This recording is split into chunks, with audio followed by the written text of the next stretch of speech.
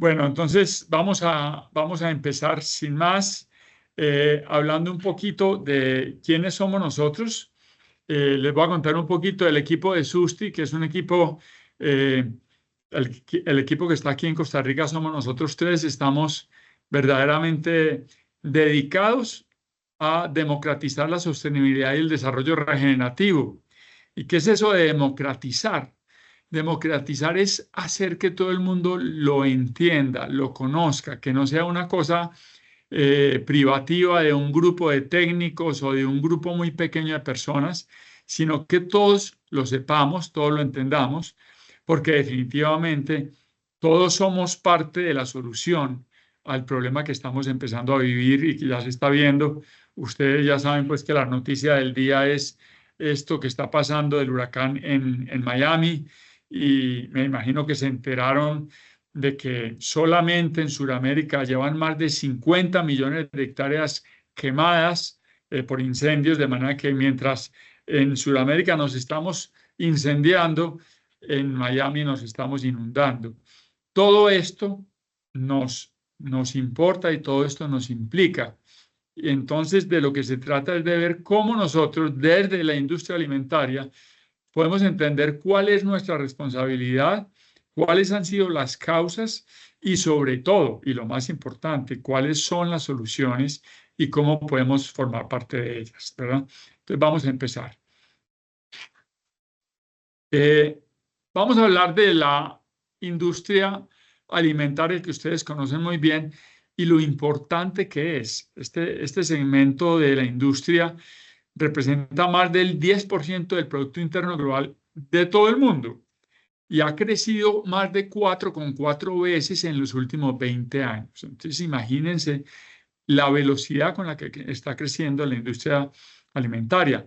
Es muy importante también a nivel de empleo. Más del 20% de toda la industria manufacturera está en la industria alimentaria y es un motor económico del sector rural donde residen más del 80% de las personas pobres del planeta. Entonces, es enorme su relevancia.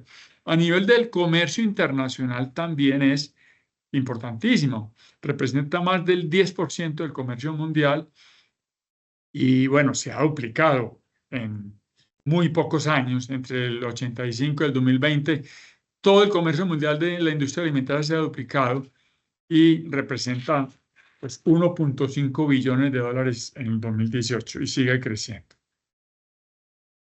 Ahora, esto es muy claro y lo que ha pasado con la humanidad en estos últimos años, yo diría que en los últimos 250 años, hace 200 años éramos solamente 1.000 millones de habitantes.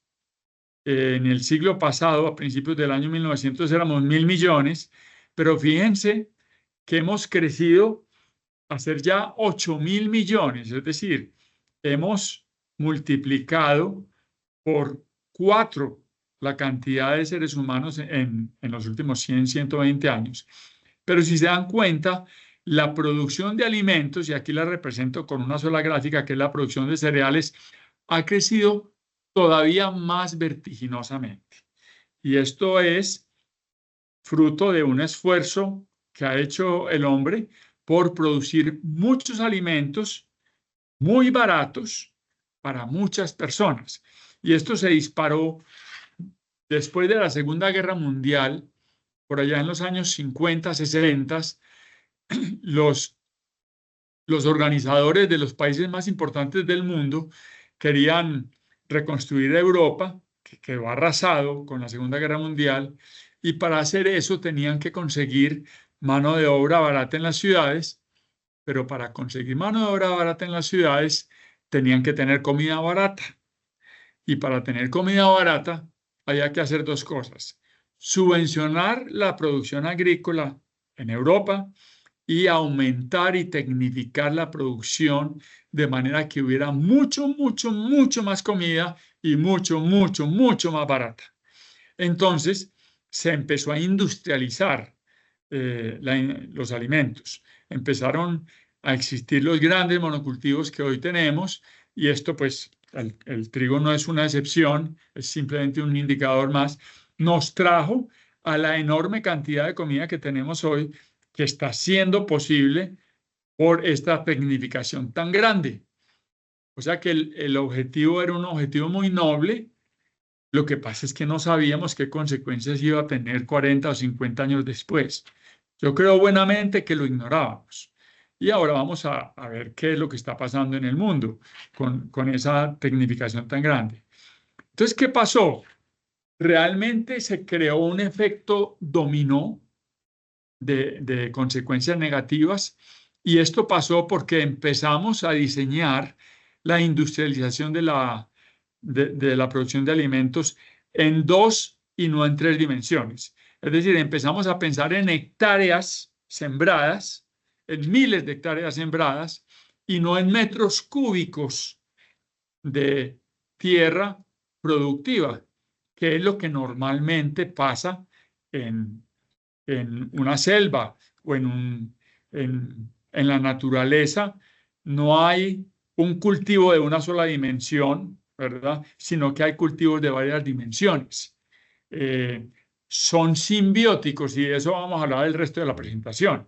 Los cultivos, los animales y la biota del suelo y el agua y el sol son simbióticos, es decir, generan un resultado que a todos los fortalece y a todos les ayuda.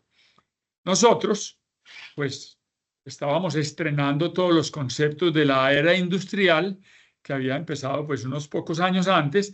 La habíamos perfeccionado en dos guerras, la Primera Guerra Mundial y la Segunda Guerra Mundial, y estábamos deseosos de seguir utilizándola, pues en este caso para producir más alimentos. Entonces, ¿qué fue lo que pasó? Lo que pasó es que con eso se perdió la producción multinivel en el suelo. Es decir, empezó la deforestación y la pérdida de sombra, y los cultivos empezaron a aparecer a esta gráfica de abajo en lugar de a esta gráfica de arriba, que es lo que normalmente se cultivaba ancestralmente, no solamente en la selva, sino también por las culturas ancestrales que tenían policultivos de muy diversas alturas, y iban recogiendo y cosechando lo que iban necesitando cada vez. Entonces, ¿qué pasó? Al pasar a esta solución, que era una solución mecanizable, nosotros, con esa deforestación y con esa pérdida de sombra, generamos excesiva cantidad de sol en el suelo, que empezó a matar muchos de los nutrientes y de los microorganismos que están protegidos en la humedad natural, y empezó también a disminuir el agua, porque se exacerbó la velocidad de evaporación. En un bosque, la evaporación es lenta por varias razones que voy a explicar más adelante. En un cultivo esto, la evaporación es muy rápida, el agua se va muy rápido para la atmósfera y hay que regar mucho más. Esos riegos terminan también salinizando el suelo. Con todo eso, se deterioró el suelo, la pérdida de biota fue inminente y masiva, porque el suelo no está acostumbrado a tener un monocultivo, el suelo tiene un policultivo. Ese policultivo, como decía, es una simbiosis, es decir, los microorganismos, los hongos, las bacterias, las raíces, los insectos, los árboles, todo se fortalece y hay una enorme variedad. Imagínense que debajo del suelo hay 7 veces más vida que encima del suelo. Pero bueno, con estos monocultivos pasó algo, y es que realmente los anticuerpos naturales que la naturaleza provee para que los cultivos, los vegetales, no se enfermen, se perdió. Al perderse, pues entonces tuvimos que empezar a utilizar herbicidas, plaguicidas, fungicidas, que entre otras cosas mataban la plaga, que no había antes las plagas en la selva, pero en un monocultivo sí hay muy fácil plagas, pero no solamente mataban las plagas, sino que mataban todo el resto de los microorganismos que habían en el suelo. Y también está matando lentamente, pero también está matando a los que nos comemos estos alimentos. Y eso ya lo estamos empezando a ver, los efectos muy, muy adversos que tiene comer comida que está llena de veneno que se le echa al suelo para que la comida crezca más rápido. Al haber matado la microbiota, que es la que produce los nutrientes que las raíces absorben, entonces estos cultivos no eran fértiles. Entonces otra vez trajimos, los ingenieros químicos, entre otros, un montón de soluciones químicas, abonos de nitrógeno, fósforo, potasio, ureas, para fortalecer la velocidad de absorción de los nutrientes por parte de las raíces, también sin darnos cuenta de que eso en una zona que está con excesivo sol y que está con un suelo cada vez más estéril, iba a formar una costra que lo que hacía es que impedía la, la infiltración del agua en el suelo. Y entonces todos esos abonos químicos corrían aguas abajo a los ríos, a los lagos y a los mares, produciendo la eutrofización. Todos esos problemas los creamos con el noble propósito de producir comida abundante y barata. Ahora, ¿qué terminó pasando?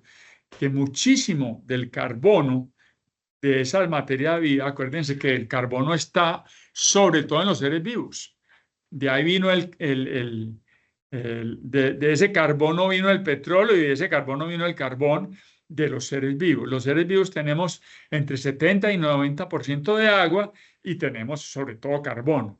Entonces, cuando nos morimos, pues el carbono se descompone o se pudre. Cuando se descompone forma CO2, cuando se pudre forma CH4, que es metano, que tiene todavía un efecto invernadero mucho mayor. Entonces, finalmente, nosotros hemos ido agotando los recursos naturales del suelo, la verdadera vida del suelo, por producir esta enorme cantidad de comida abundante y barata. No nos habíamos dado cuenta, pero ya sí lo sabemos. Ya no tenemos excusas, ya sabemos que eso está pasando. Entonces, con este efecto dominó, estamos en este medio problemita. Los científicos lo han llamado los 9 límites planetarios. No me voy a extender en esto porque probablemente que ya lo han oído hablar ustedes antes, pero básicamente los científicos han dicho que hay 9 factores que son de equilibrios físico-químicos, geológicos, biológicos, que pueden poner en peligro la supervivencia y el equilibrio del planeta. Pues de esos 9 límites planetarios ya hemos excedido 6. O sea, estamos en una situación de verdad de riesgo, ¿no? ¿Cuáles son los que no se han todavía excedido? Pues para sorpresa de todos nosotros, el que no se ha excedido fue el que primero nos dimos cuenta que podíamos exceder hace unos 40 o 50 años. Se llamaba la capa de ozono. En esa época, muchos de ustedes probablemente no les tocó, pero yo estaba, pues era un jovencito en esa época. El miedo nuestro era que la capa de ozono, que es una película muy fina de una molécula de 3 átomos de oxígeno que se llama ozono, O3, es la protectora, es un filtro que evita que lleguen los rayos ultravioleta del sol a la superficie de la Tierra y que quemen a los animales o a los vegetales. O sea que es vital para la vida. Así de maravilloso es este equilibrio de la vida. Pues esa capa la estábamos acabando justamente con otros gases, no los gases de efecto invernadero, sino unos gases que tenían cloro, flúor y carbono. Y esos gases venían en los aerosoles, básicamente, de nuestros productos, y bueno, estaban acabando con el ozono. Bueno, señores, el mundo se puso las pilas. Y fíjense ustedes que este es el límite menos peligroso en este momento de todos. Todavía quedan otros que no han llegado a un nivel grave, pero están creciendo. La acidificación del océano, todos sabemos que está aumentando, ¿verdad? Hay también muchas cargas de aerosoles en la atmósfera que todavía no se ha medido muy bien qué tan peligrosas son.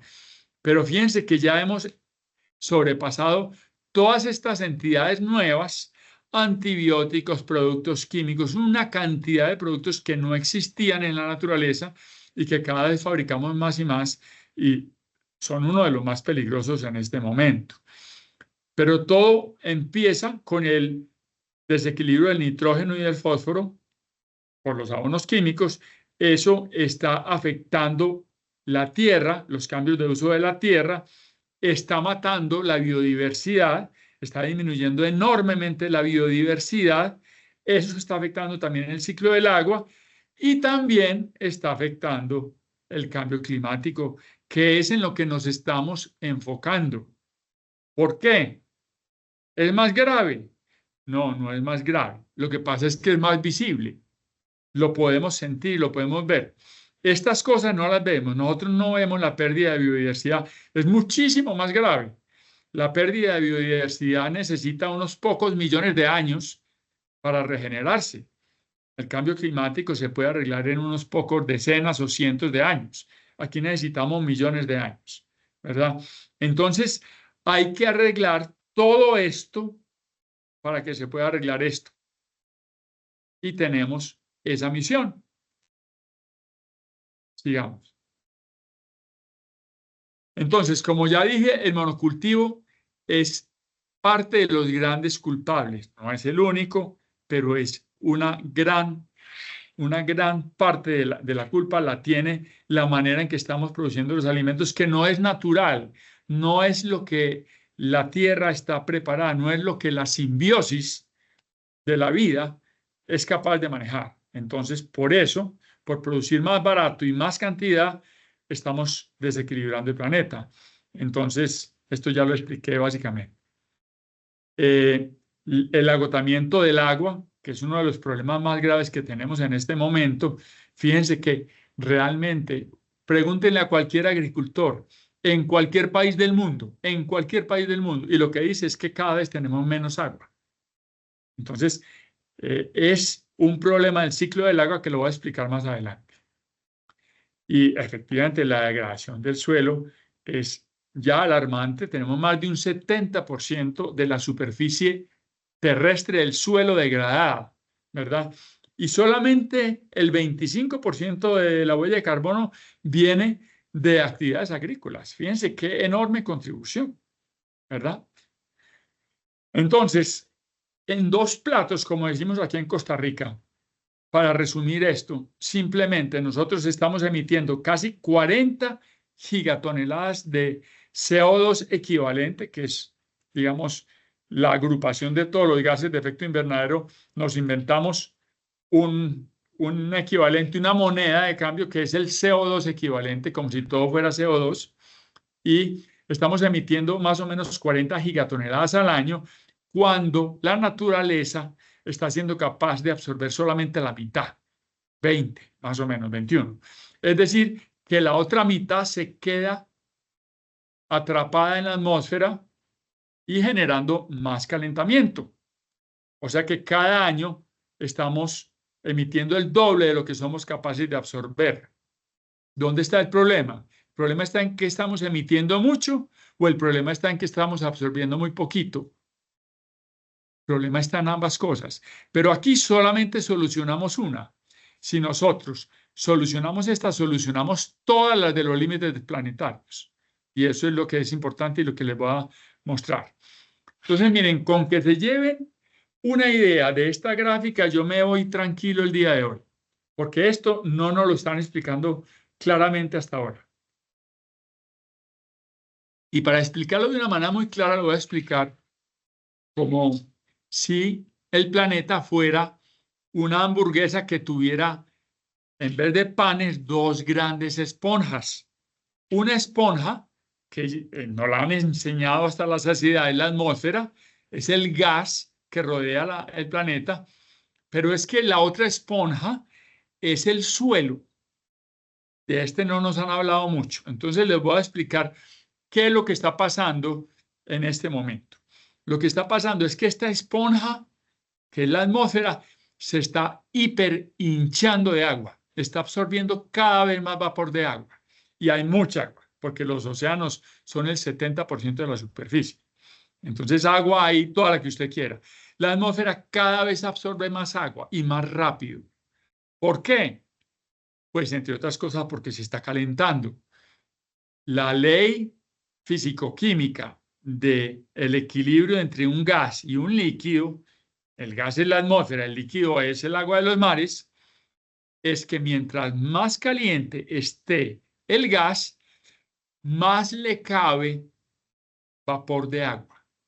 Es decir, que la atmósfera le cabe mucho más vapor de agua. Y mientras más caliente esté, más agua se va a evaporar. Además, se está evaporando más rápido y más fácil porque la que teníamos en el suelo la estamos dejando ir muy rápido. Entonces, esto nos lo han explicado todos y nos han dicho hay que intentar que la temperatura baje y para eso hay que emitir menos gases de efecto invernadero. Eso es una partecita de la verdad, pero veamos toda la verdad. Veamos lo que pasa en el suelo.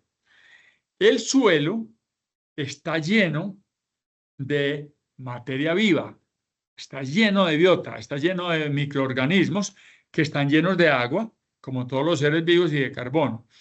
Esos microorganismos tienen la capacidad de absorber 10 veces más agua de la que estamos absorbiendo ahora con los suelos degradados. 10 veces más. ¿Y qué es lo que hace un suelo que está vivo?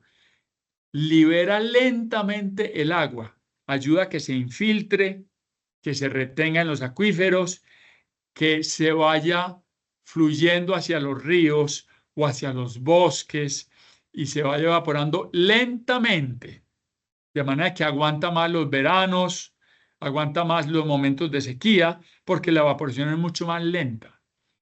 Como este suelo lo estamos matando nosotros mismos con los monocultivos, esta esponja se está muriendo, es decir, que casi no absorbe agua. Entonces, el agua se evapora, cae mucho más rápido y más fuerte, y en vez de retenerse, corre otra vez a los océanos, generando erosión y evaporándose muy rápidamente y generando los huracanes que tenemos en Miami y las sequías y los incendios que tenemos en Sudamérica. Eso es lo que está pasando hoy. Es un problema del ciclo del agua. Lo que se está desequilibrando con la muerte del suelo es el ciclo del agua. Y la muerte del suelo no es por los gases de efecto invernadero ni es por el petróleo, es por los sistemas de alimentación. Por eso es que ustedes son muy responsables de volvernos todos partes de la solución, porque ustedes tienen la sartén en la mano para hacer un cambio en el sistema alimentario del mundo. Entonces, ya con todo esto dicho, pasemos ya a las soluciones que se han inventado. Entonces, una solución, viendo todo lo que ha pasado, es efectivamente la de meterle pura tecnología al sistema de alimentación y entonces ya no son los monocultivos, sino que van a ser estos grandes laboratorios gigantescos donde por robots y con productos y nutrientes químicos, pues se generan enormes cantidades de alimentos. Esa es una. Y en algunos países ya están muy adelantados, como Holanda. La otra, que es la que nos están diciendo los jóvenes hoy, y esta encuesta lo confirma, es que lo que quieren es apoyar prácticas agrícolas climáticamente inteligentes, sostenibles, regenerativas.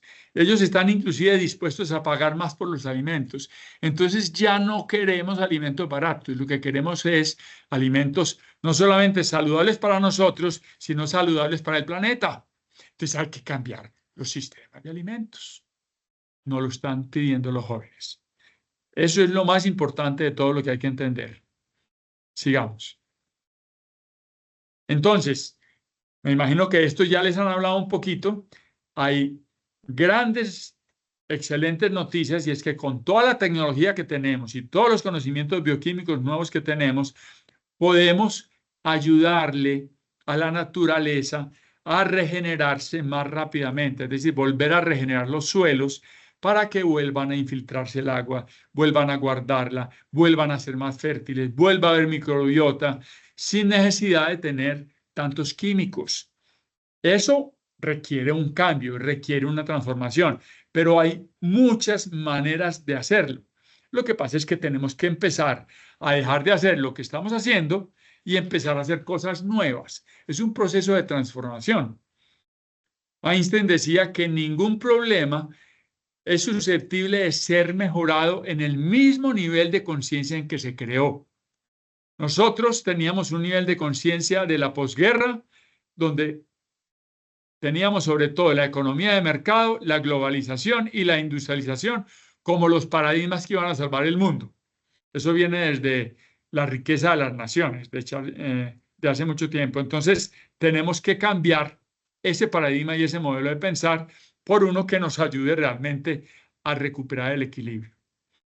Entonces, ¿cuál es la ventaja de la agricultura sostenible? Pues como dije, toda la vida que va a haber debajo del suelo va a estar en continua simbiosis con los animales y los vegetales, con el agua y con el sol. Y esto la naturaleza ya lo sabe hacer. Ya hemos pasado por 5 extinciones masivas en los 3.000 millones de años que llevamos en el planeta. La naturaleza la va a volver a hacer con o sin nosotros. La invitación es, ¿por qué no, sabiendo lo que ya sabemos, empezamos a cooperar para volver a vivir en naturaleza y en equilibrio con la vida? Esa es la invitación. Dejar de hacer lo que estamos haciendo y empezar a hacer algo que somos capaces de hacer y que la naturaleza nos va a ayudar porque es lo que ella sabe hacer solita. Entonces, la simbiosis en la vida es una cosa absolutamente maravillosa y necesaria. No hay un solo ser vivo que pueda vivir sin simbiosis. Mejor dicho, no existen monocultivos en la vida. Eso es una invención humana. Pero toda la vida necesita una enorme simbiosis. Se necesita que muchos sistemas, cadenas muy complejas de seres vivos se ayuden, así como las hormiguitas y los hongos se ayudan a comer entre ellas. La hormiguita alimenta al hongo y el hongo alimenta a la hormiguita. Les voy a decir, hay muchas otras, pero simplificando el tema ahí, básicamente 3 tipos de simbiosis en la vida. La que todos quisiéramos, que se llama el mutualismo, donde ambos ganan. Aquí gana el pajarito porque se come los insectos del rinoceronte y gana el rinoceronte porque le limpian de parásitos la piel. El comensalismo, que es donde uno de los dos gana y el otro no pierde, ¿no es cierto? Como pasa con un animalito que hace el nido en un árbol, el árbol no pierde, pero el pajarito gana mucho, ¿verdad? Y está el negativo para uno y positivo para el otro, que se llama el parasitismo, donde uno está ganando, pero el otro está perdiendo. Entonces, este se parece mucho a lo que estamos haciendo hoy, porque la vida en general, la naturaleza, está perdiendo y nosotros nos estamos comportando como unos parásitos, porque estamos realmente ganando a corto plazo, pero en el fondo, si se muere el animal, se muere también el parásito. Es decir, si la naturaleza se degrada a tal punto que se crea una extinción masiva, muy probablemente nosotros nos vamos en la colada. Entonces, esta simbiosis que se ha hecho para apoyarnos, la llevamos también a la industria, o sea, también aprendimos cosas buenas. Un parque ecoindustrial es un parque donde hay varias cosas que utilizamos varios a la vez. Lo típico es que la planta de energía sirva para varias fábricas a la vez, que la planta de tratamiento de agua sirva para varios a la vez y si hay centros de reciclaje sirva para varios a la vez. Pero hay muchas otras maneras de simbiosis, ¿verdad? Hay una muy famosa en Dinamarca que arrancó en los años 60, donde empezaron efectivamente con una planta eléctrica, arrancaron con una planta de yeso y arrancaron también con la municipalidad y fueron integrando residuos de uno en beneficio del otro. El calor sobrante de la planta eléctrica lo utilizaban para precalentar el agua de cultivos de peces, por ejemplo. Los desperdicios el estiércol de los peces servían para las fincas locales. En fin, se fue complejizando esto y hoy es uno de los mejores ejemplos en el mundo. Hay muchas otras industrias que ya están, digamos, unidas a esta simbiosis que se creó hace 60 años. Entonces, esto es un buen ejemplo de la simbiosis industrial, ¿cierto? La simbiosis empieza en los seres vivos, pero la naturaleza nos enseñó que podemos imitarla. Eso se llama biomímesis y lo vamos a utilizar mucho. Entonces, en el caso de la simbiosis alimentaria e industrial, es la comparación entre distintas empresas, muchas de ellas alimentarias, ¿verdad? Y otras no son alimentarias, pero se nutren de subproductos que pueden estar generándose en la industria alimentaria, que tiene muchísimos subproductos. Entonces, ¿qué es lo que pasa? Que esta relación puede ser una relación de parasitismo, o puede ser una relación de mutualismo, o puede ser una relación neutra de comensalismo. Lo que está empezando a verse es que la globalización y la economía de mercado se están comportando como un parásito. Y ahora vamos a ver quién es el perjudicado y quiénes son los ganadores, ¿verdad? Lo mismo que pasaba con esas subvenciones que se crearon después de la Segunda Guerra Mundial en Europa, que están beneficiando a unos pocos, pero que están matando al resto. Entonces, esto se parece más a un parasitismo, ¿verdad? Ahora, por otro lado, hay corrientes como el desarrollo regenerativo y la economía azul que intentan beneficiar a muchos a la vez, donde no se están beneficiando simplemente porque no es su core business. Y entonces se está perdiendo eso. Muchos son subproductos, como lo vamos a ver. En el caso de los obradores y las cooperativas, son simplemente como un árbol donde hay muchos nidos. Es decir, una sola instalación puede ayudar a muchos productores de alimentos a la vez. Entonces, por eso también es una relación simbiótica, ¿verdad? Vamos a ver este caso que para mí es un buen ejemplo del parasitismo. Y vamos a ver, lo digo así. Mire, la industria del café es un excelente ejemplo. De todo lo que se cultiva, antes las plantas de café estaban en 3 dimensiones, es decir, habían enormes sombríos. Ahora pues hay muchas que son solamente un monocultivo de café nomás, algunas tienen sombra. Solamente el 0,2% de esta planta es lo que nosotros nos llevamos a la taza, lo que nos tomamos. Y el café tiene más de 2.000 moléculas diferentes y nosotros estamos simplemente pagando por una sola, ¿verdad? O por las que están contenidas, digamos, en el sabor del café, que no es una, no que son varias. Pero fíjense la cantidad que se pierde. Se pierde el 99,8% de la planta se pierde, se desperdicia. Eso no pasa en la naturaleza. En la naturaleza no existe el desperdicio. Váyase a una selva y muéstreme dónde hay un desperdicio. No existe. Todo es materia prima para otro proceso porque es absolutamente simbiótica. Los tostadores y los intermediarios se llevan más del 90% del valor añadido y las cafeterías finales se llevan el 7,5%. Según un cálculo reciente en el Financial Times, un caficultor puede obtener más o menos 1,5 centavos de los $3 que vale una tacita de café en Starbucks. Es decir, eso es menos del 0,5% para el caficultor. Si esto no es verdaderamente una relación simbiótica de parasitismo, ninguna lo es. El caficultor cada vez es más pobre y todo este grupo de economía global es cada vez más rico. Esto yo no lo digo, lo dice Günter Pauli, el creador de la economía azul, en su libro Soluciones del Café, que les invito a que lo lean. Entonces, aquí es donde tenemos que hacer un cambio en el paradigma. Si nosotros hacemos esto, entendiendo ya como entendieron las dos esponjas, y hacemos un cambio aquí, esta charla tiene sentido y tiene utilidad.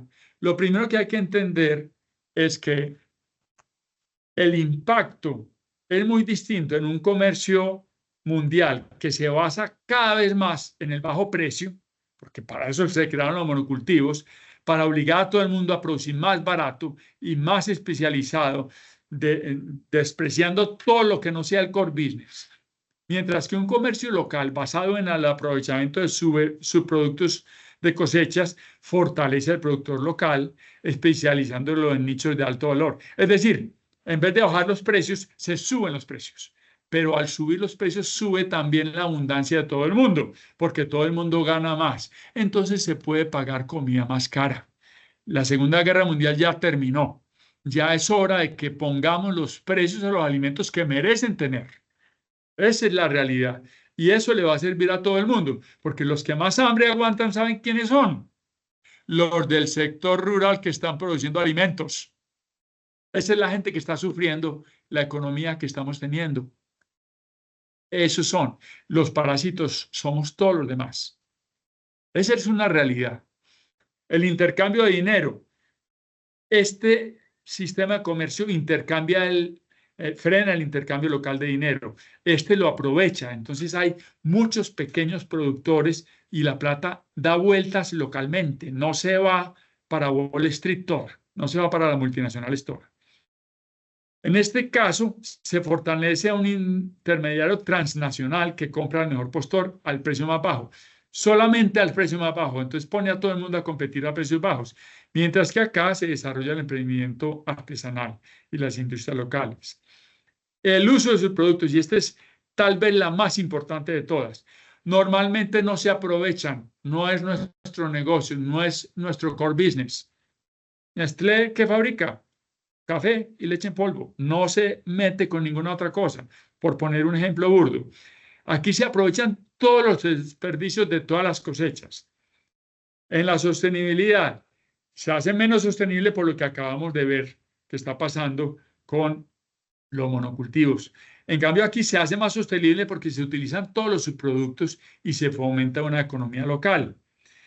Hay mucho menor diversificación en esta economía porque el enfoque es en los productos de bajo costo, mientras que aquí la diversificación es enorme. Se crean nuevos productos, se usan los subproductos para hacer cosas con ellos. Y eso es lo que vamos a ver en el resto de la presentación.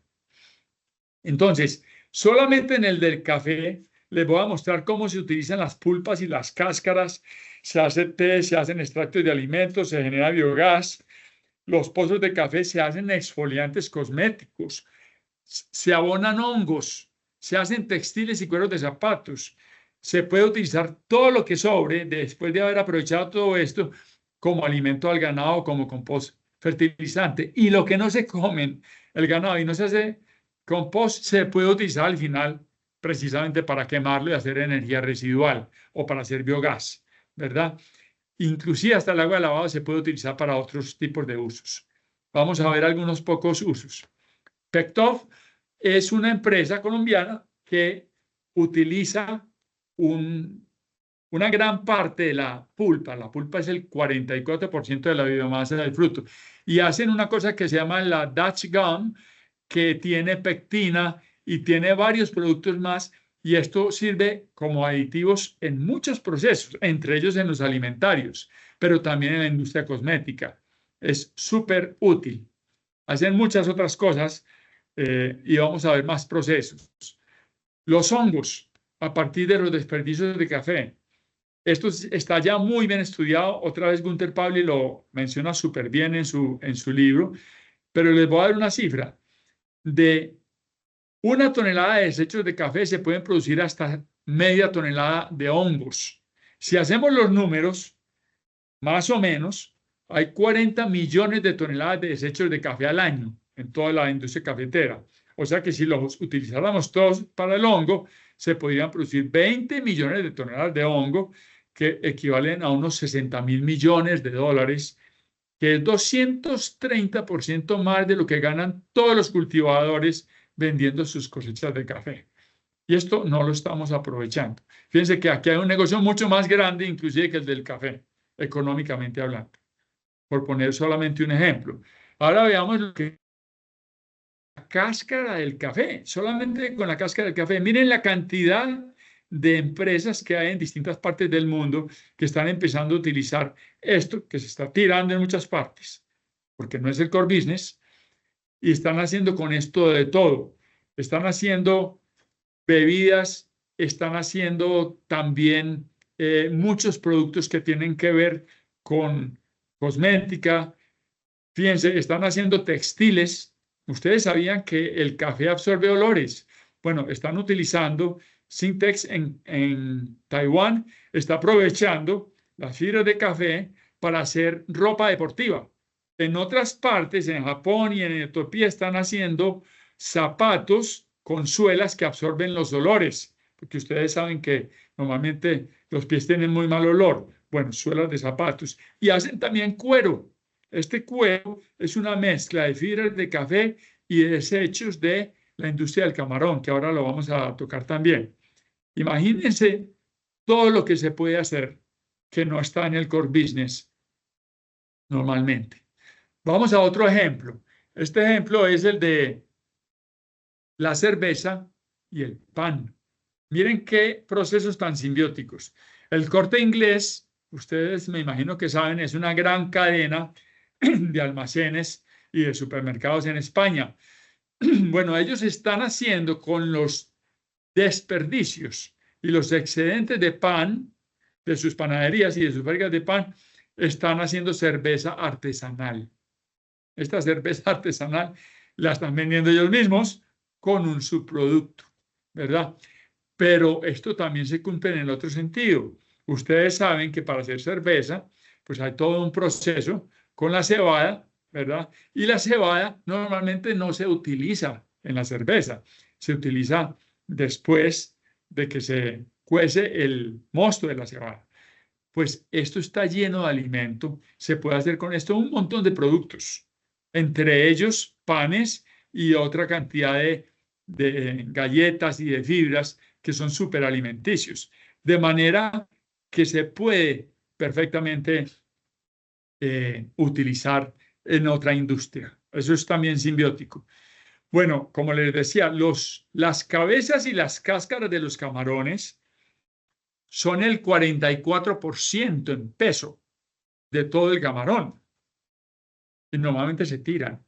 Pues fíjense la cantidad de cosas que se pueden hacer. Se puede hacer alimento de harina para acuacultura, pero también se están fabricando quitina y quitosano para la industria alimentaria y también para la industria farmacéutica, carotenoides y ácidos grasos poliinsaturados también para la industria alimentaria. Es decir, que hay muchas maneras de aprovechar esto que de otra manera se estaría tirando nomás.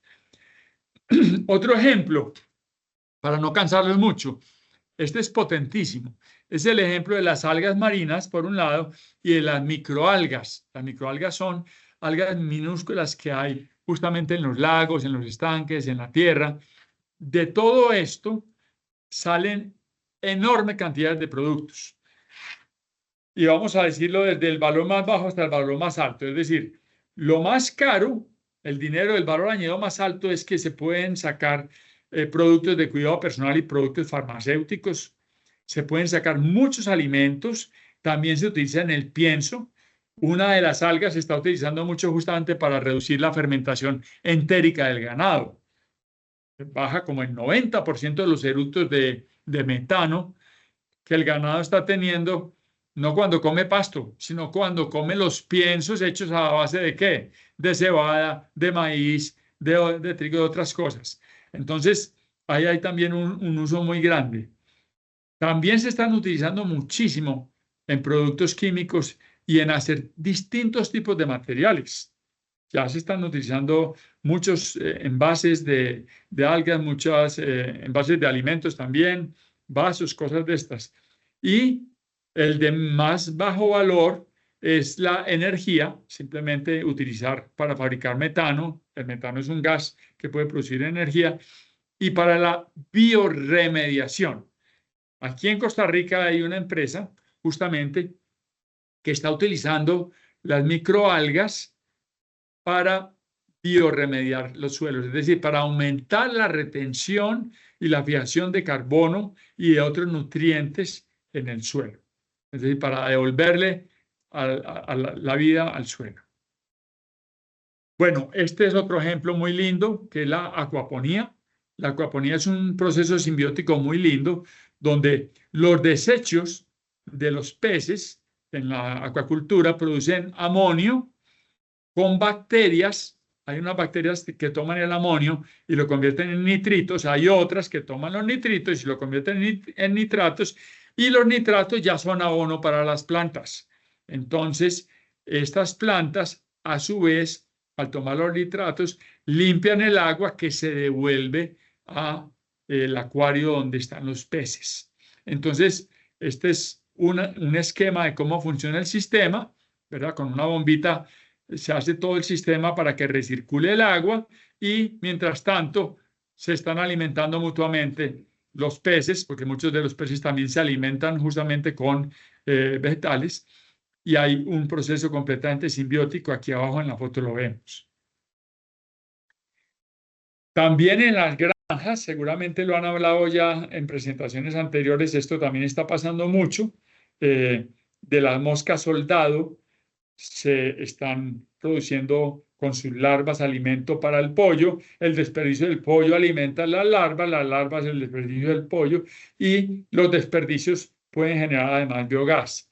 Esto también puede servir para los peces, ¿no es cierto? Todo esto también puede alimentar de una manera cuidadosa, hay que tener pues ciertas condiciones, pero la pollinaza también en ciertas condiciones puede ser un buen alimento para otros ganados. Y el excremento de los demás ganados también genera compost que sirve precisamente para los vegetales y para generar biogás. Es decir, que la vida, como pasa en una selva y como pasa en la naturaleza, si nosotros la imitamos bien, se alimenta a sí misma. Porque ¿quién alimenta la naturaleza? ¿Quién alimenta una selva? El sol y el agua. Eso es, y la vida que hay debajo del suelo. Se alimenta solito. Bueno, vamos para terminar con los últimos procesos simbióticos, que son ya procesos simbióticos, digamos, donde varias empresitas pequeñas utilizan un activo comunitario, lo comparten para poder elaborar alimentos artesanales, por ejemplo. Entonces, normalmente las municipalidades ponen estos equipamientos. Esto es muy común en España. En España se llaman obradores, pero yo estoy seguro que aquí también hay cooperativas que lo facilitan, donde se produce todo el equipamiento, además todo el manejo, dan un acceso flexible, esto se alquila normalmente por días o por horas, y le ayudan también a todos los productores artesanales a cumplir con las normas sanitarias. Entonces tienen mucho más facilidad de que sus productos sean aprobados porque cumplen con muchos de los procesos que se necesitan para eso. Y los costos son mucho más bajos al ser compartidos. Entonces aumenta el valor añadido y baja el costo. Eso es lo que hay que hacer. Entonces, bueno, fuera de eso están también las cocinas comunitarias, que es muy parecido a los obradores comunitarios, pero a una escala más pequeña, ¿verdad? Las cooperativas agroalimentarias, aquí en Costa Rica hay muchas y se manejan muy bien y sirven para que muchos productores puedan producir y procesar sus alimentos. Y finalmente está también el crowdfarming, que es una cosa más moderna, pero está poniendo en contacto directamente a los productores con los consumidores finales, evitándose 3 o 4 intermediarios que se llevan una gran parte de la tajada y que asumen muy poco riesgo, porque el riesgo más grande lo asumen efectivamente los productores. No quiero decir que no sean necesarios, pero se puede equilibrar esto un poquito más, hacerlo un poquito menos parasitario y un poquito más mutualista o un poquito más simbiótico de mayor beneficio para todos. Entonces, concluyendo mi presentación de hoy para que se lleven estas 4 ideas. La alimentación, y ustedes todos están en el gremio de la alimentación, la agricultura y la industria alimentaria son el principal factor a transformar para eliminar el riesgo planetario. No es pasar a carros eléctricos como nos están haciendo pensar. No digo que no sirva, pero eso es necesario, pero eso no es suficiente. Y fíjense que hasta ahora no hemos bajado ni un solo año la huella de carbono, y si seguimos haciendo eso no vamos a llegar a ninguna parte. Tenemos que empezar a trabajar en el suelo, que es lo más importante. El camino del desarrollo regenerativo marca esa ruta a una transformación agrícola y ganadera que permita mejorar el suelo mientras seguimos produciendo alimentos sanos, que no nos hagan daño ni a nosotros, ni a nuestros intestinos, ni a nuestros hijos, ni a nuestros suelos. La simbiosis alimentaria marca un camino para la imitación de la naturaleza en ese esfuerzo por transformar nuestra manera de producir solamente industrial, solamente un producto lo más barato posible. Así no trabaja la naturaleza y eso no nos está ayudando. Entonces ya es hora de cambiar. Las grandes industrias deben encontrar entonces ese camino para cambiar su modelo de valor y cooperar y promover con la producción local, con alto valor añadido, artesanal y el aprovechamiento de todos los subproductos y desperdicios de manera industrial, porque eso sí es mucho más fácil hacerlo de manera industrial. Entonces yo creo que ese equilibrio estamos todavía fácilmente a puertas de alcanzarlo en muy poco tiempo. Este cambio puede ser un cambio de 10, 20 años. El cambio climático puede ser un cambio de 50, 100, 200, 300 años. El cambio de la pérdida de biodiversidad de varios millones de años. Entonces tenemos que cambiar las cosas más rápidamente de lo que pensamos y esa es la invitación para todos ustedes. Bueno, hasta aquí mi presentación. Les quiero agradecer mucho y abro para las preguntas que puedan tener.